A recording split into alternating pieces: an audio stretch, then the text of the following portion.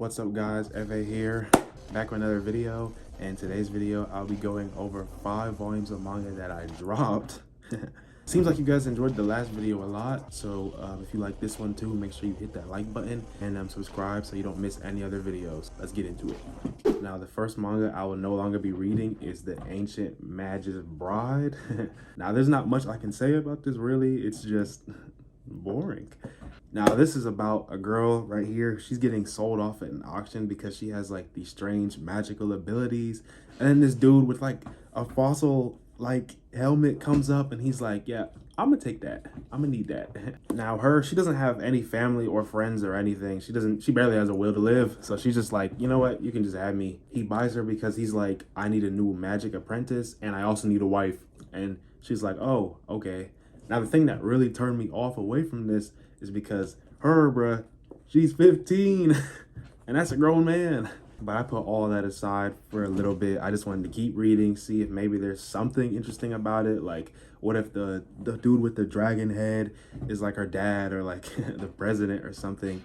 But nah, he took his mask off at the beginning of the book, bro, and he's just some regular dude. Yeah, nothing in the first volume really sucks you in and makes you want to pick up the second one, so I'm just not gonna pick up the second one.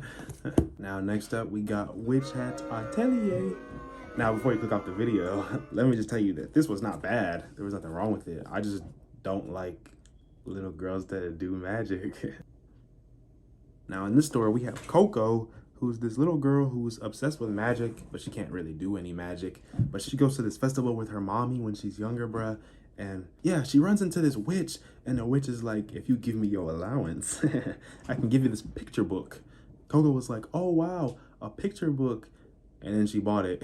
Fast forward to present day, Coco works at this clothing company with her mom. And one day a witch came in and they needed to fix something. And the witch was like, hey, bruh, nobody follow me while I go fix this. And guess what Coco did, bruh?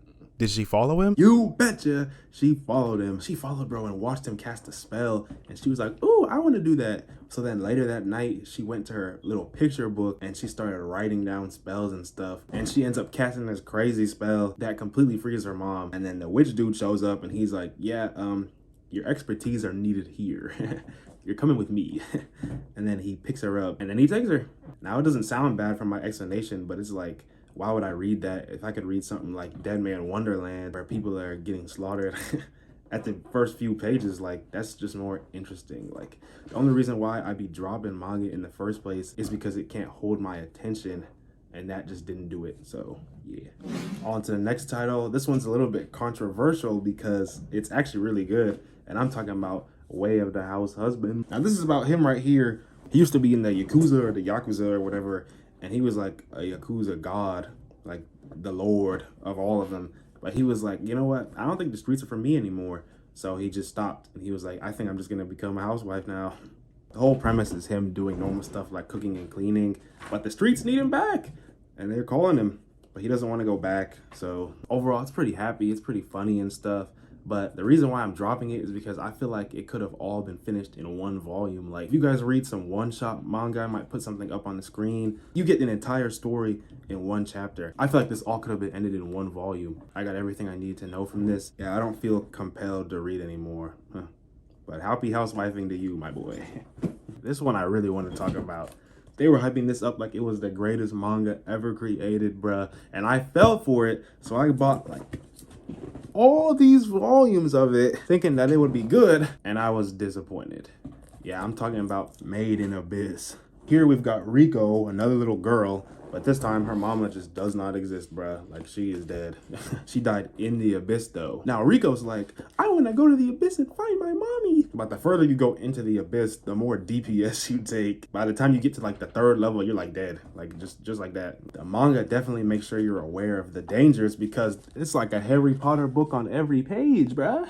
They're trying to make it through the abyss without dying, and I was trying to make it through this without falling asleep. Reasons for dropping this are way too wordy, boring, and little kids. Last thing I got for today is Love of Kill. The reason I'm dropping this is because there's no advancement in a relationship at all. Like, I've read volume 1, 2, and 3, bruh, and it doesn't feel like it's getting anywhere. I can't invest into any more relationships that show no progress.